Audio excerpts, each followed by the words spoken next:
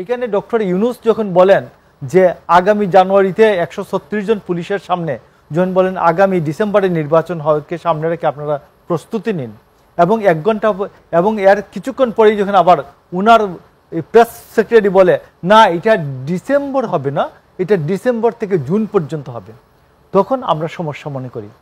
তখন মনে করি যে ডক্টর ইউনূসের কি মতিভ্রম হয়েছে কিনা, কোনো সমস্যা হয়েছে কিনা, স্মৃতিভ্রম হয়েছে কিনা। তার যে বাটপার এই যে কি নাম যে প্রেস সেক্রেটারি, এইটার কথা আমি বিশ্বাস করি না। ঠিক একইভাবে এই করিডোর দেওয়ার প্রশ্ন মানবিক টানবিক না, এটা হচ্ছে একটা ষড়যন্ত্রের করিডোর।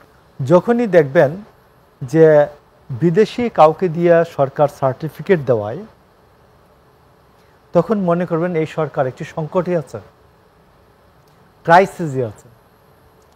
আপনি দেখবেন যখনই জাতিসংঘ মহাসচিব বলে যে আমরা ডক্টর ইউনূসের দ্বিতীয় আরেকটা নোবেল পান কিনা এই বিষয়টা দেখছি, আপনারা আমাদের বিষয়গুলো দেখেন, ডক্টর ইউনূসকে হেল্প করেন।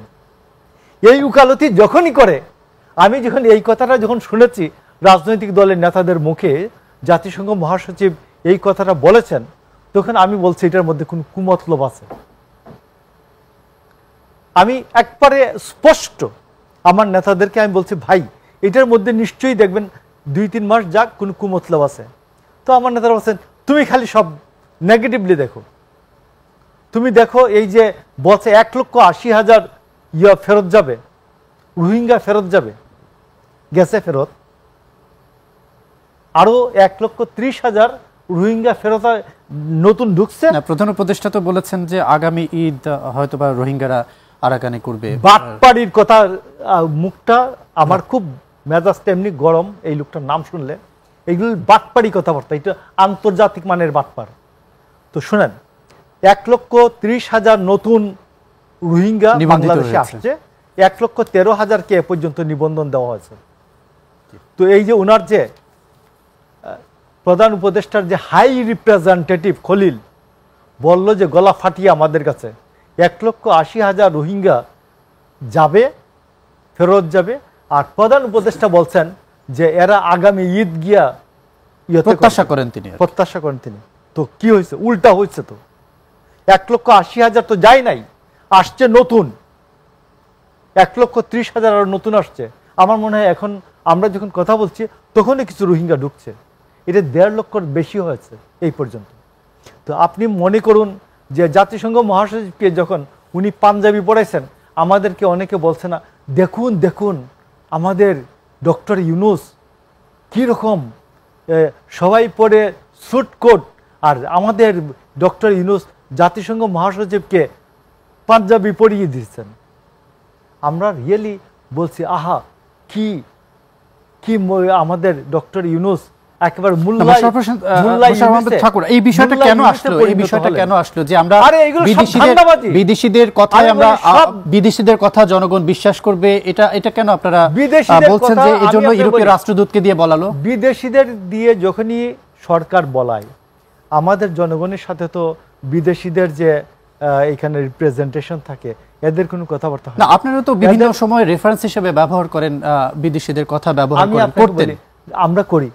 আমরা করি সুবিধা মতো করি, এখানে সমস্যাটা কোথায়? সুবিধা মতো করি তো। কিন্তু আমি আপনাকে বলি যখন বলে সমস্যাটা হলো এখানে, যখন বলে 1,80,000 রোহিঙ্গা ফেরত যাবে, ফেরত তো যাই নাই, উল্টা 1,30,000, কেউ কেউ বলেন 1.5 লক্ষ, মতান্তরে 1.5 লক্ষ রোহিঙ্গা ফেরত আসছে, আরো আসছে নতুন করে। তখন মনে করি এটাকে বাটপাড়ি মনে করি। কথা বুঝছেন? এই জায়গায় শুধু সমস্যা আমার, আর না হলে কোনো সমস্যা নাই। তো এইখানে ডক্টর ইউনূস যখন বলেন যে আগামী জানুয়ারিতে 136 জন পুলিশের সামনে, যখন বলেন আগামী ডিসেম্বরে নির্বাচন হওয়াকে সামনে রেখে আপনারা প্রস্তুতি নিন, এবং 1 ঘন্টা এবং এর কিছুক্ষণ পরেই যখন আবার উনার প্রেস সেক্রেটারি বলে না এটা ডিসেম্বর হবে না, এটা ডিসেম্বর থেকে জুন পর্যন্ত হবে, তখন আমরা সমস্যা মনে করি। তখন মনে করি যে ডক্টর ইউনূসের কি মতিভ্রম হয়েছে কিনা, কোনো সমস্যা হয়েছে কিনা, স্মৃতিভ্রম হয়েছে কিনা।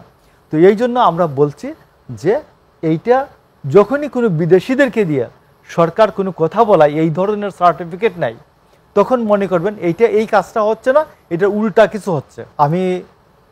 আমি খুব সন্দেহের চোখে দেখছি যখন জাতিসংঘ মহাসচিব একটা প্রলোভন দিয়ে গেছেন যে ডক্টর ইউনূসকে দ্বিতীয়বার নোবেল প্রাইজ দেওয়া যায় কিনা এটি তারা চেষ্টা করছে। এবং জাতিসংঘ মহাসচিবের এই যে প্রলোভনে আমার মনে হয় ডক্টর ইউনূস বাংলাদেশকে পুরুষটা যদি ফিলিস্তিন বানিয়ে দিতে হয় আমার মনে হয় তিনি রাজি হয়ে যাবেন। যদি রাজি না হন তাইলে তাকে ক্লিয়ার বলতে হবে যে আমি বাংলাদেশকে ফিলিস্তিন হতে দিতে চাই না, আমি বাংলাদেশের বুকের মধ্যে বুক চিড়ে আরেকটি ইসরায়েল তৈরি করতে চাই না। এটা প্রধান উপদেষ্টা ডক্টর ইউনূসকেই বলতে হবে। এই বিদেশি নাগরিক খলিল কেল্লার কথা আমি বিশ্বাস করি না।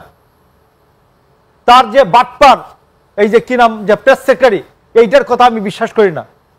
কারণ মুখ ফসকে এই যে পররাষ্ট্র উপদেষ্টা তৌহিদ তিনি বলেছেন যে তাদের নীতিগত সিদ্ধান্ত নেওয়া হয়েছে, তারা এই বিষয়ে করিডোর দেওয়ার প্রশ্নে একমত হয়েছেন।